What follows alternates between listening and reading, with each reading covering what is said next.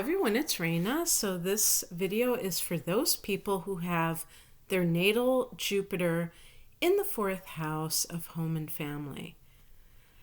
And Jupiter is the luckiest planet, and so it's always a blessing to have Jupiter in a particular house. And of course, in astrology, there are 12 houses, and each of these houses represents a different area of your life. And so wherever Jupiter is, whether we're talking about your natal Jupiter, like in your natal chart, which is what this reading is about, or if Jupiter is transiting the house, a particular house, that is going to indicate an area that is blessed by Jupiter's presence. And Jupiter is a planet, is the planet that rules Sagittarius, and it rules the ninth house, Sag's house, which has to do with expansion in all, I was going to say in all directions, but in all areas. So whether it's mentally, this is the house of higher education, whether it's your philosophical beliefs, and so, or you could say your religious beliefs, this is the God house, and these things can expand your life as well. If you believe in God and you conduct yourself in I don't want to just say morally acceptable way, but you know what I mean, you really are an ethical person overall, I think you will attract good fortune to you. Even if you are not wealthy in a material sense, you will still have this sense of being on the right track, let's say. So there's a positive influence. And actually, Jupiter is associated with positivity. And it's also the house of expansion geographically. I'm talking about the ninth house that Jupiter rules, which is about long distance travel. So all of these themes can, come into that fourth house. A person who has that, this is the house of home and family, and a nurturing parent, usually we will say it's the mother that rules the fourth house. I like to say it's the mother. We can just say family of origin or parent that is nurturing to make it easier.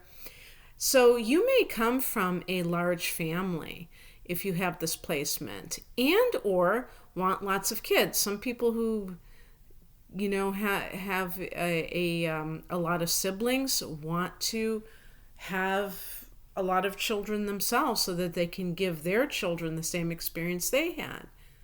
And by the way, even if you're an only child, you may have a lot of cousins or aunts and uncles, things like that. So you still can have a big family even if your nuclear family is quite small.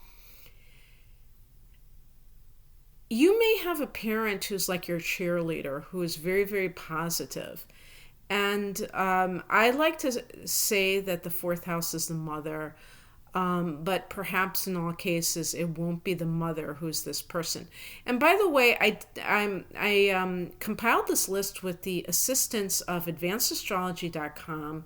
And when I've done these planets and different signs and houses, I found their website to be quite helpful. So shout out to them.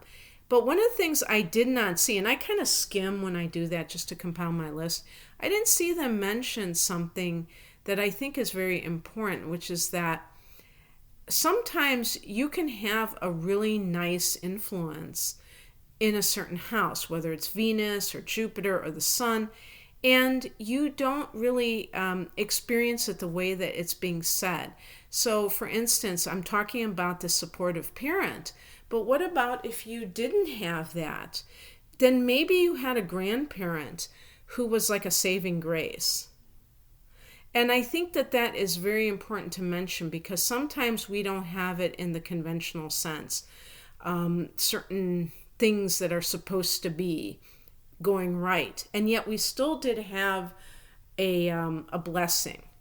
So, yeah, so it could be a supportive grandparent, or maybe it was a neighbor. I mean, it could have been somebody that's not even a relative, but I think it would typically be in your family, because the fourth house is supposed to be about that. But maybe like a step parent, who knows? But the fourth house can be your ancestors, so you may come from a distinguished lineage, even. Actually, your family may be intellectuals, they might be well educated, and they provide you that same ability. Maybe there's a lot of books laying around the house, or is it lying around? It's probably lying around the house.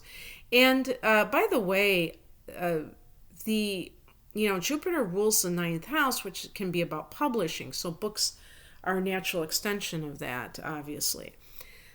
You might have family members who are actually from another country, culture, nationality. I would even say race. So an interracial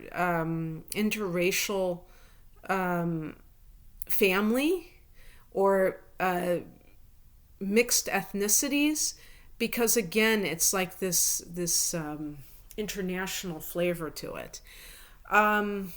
Maybe it's even having parents who come from another country, and you might be born here, but they came from another country. Maybe it could be something like that. They didn't quite mention that, but I guess that would fit. You could come from an affluent background. Jupiter can be about money, wealth, but at the very least, even if you have a humble background, you might have like a lot of positivity. And one of the things that they said, which is so important to remember about the fourth house, is that it can be the atmosphere of your home, of your family of origin. And a perfect example of that is Saturn. So if somebody has Saturn in their birth chart in the fourth house, they might have a very cold environment.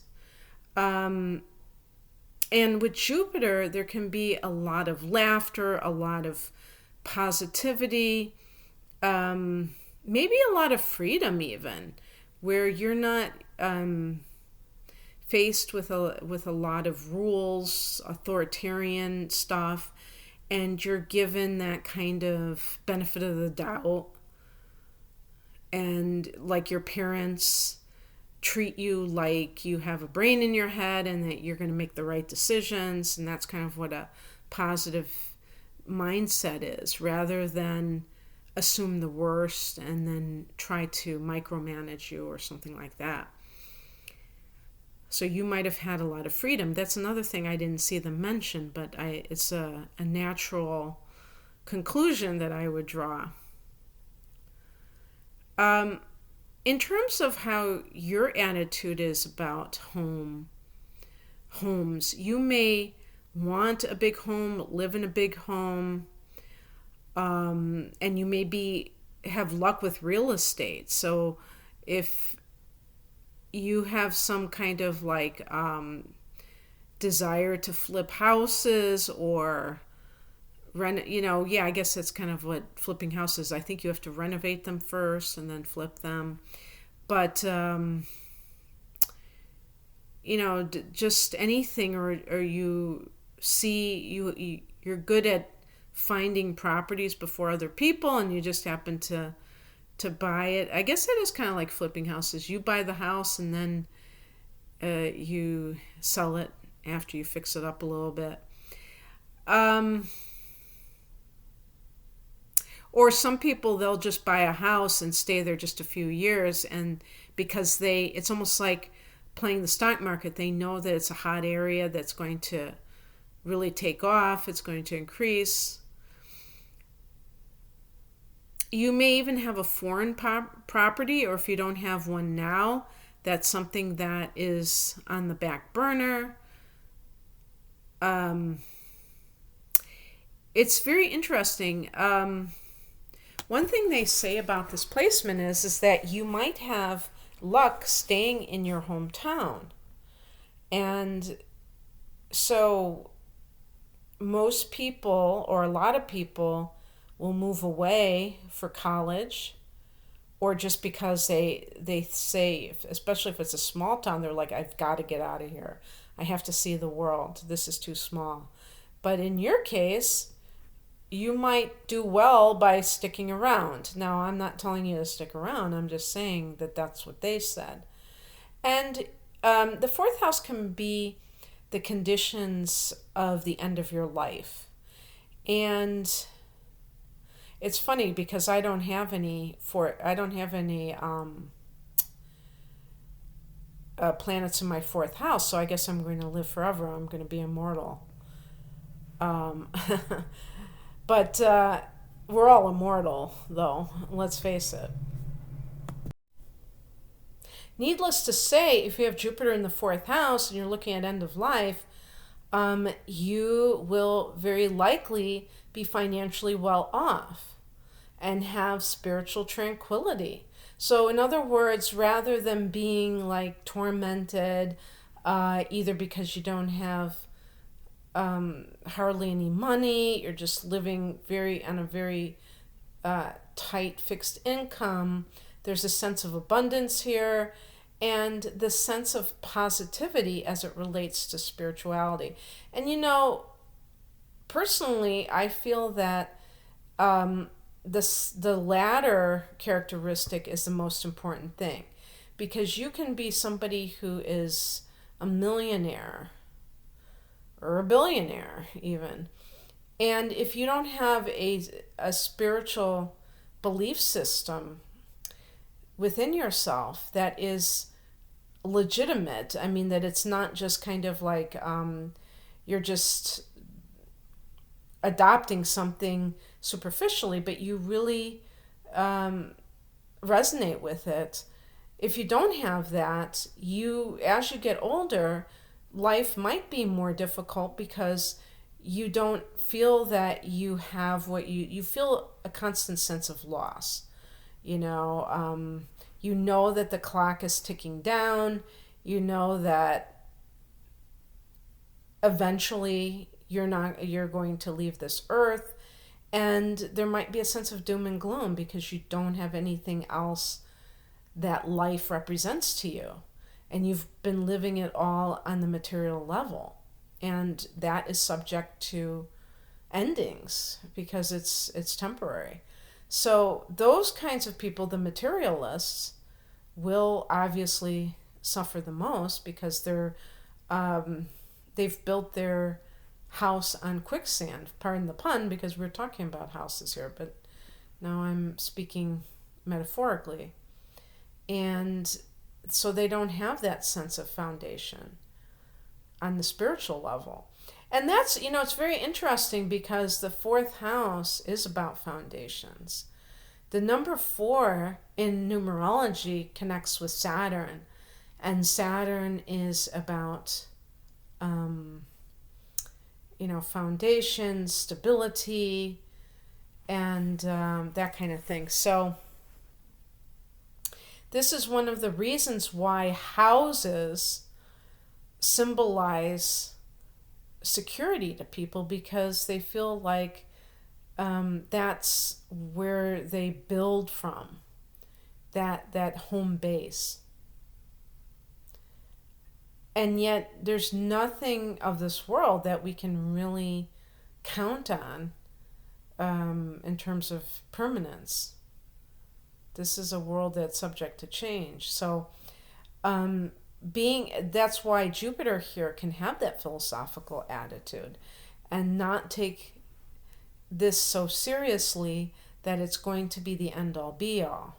So it injects the spiritual into this this area. I wouldn't call this area worldly per se, but there can be some connections that people make to make them feel safe in the world, like their little cocoon, if you want to call the house a cocoon, or just the people around them that make them feel safe, their family. Okay, well, that's what I have for you. I hope that this resonated. If you would like a private reading, where I'm looking at all these placements, obviously Jupiter is just one of the planets that's in your chart, and there are others. I'm at rainandmoonastrology.com. You can find a link to my services uh, below. And thank you for listening. Take care. Bye.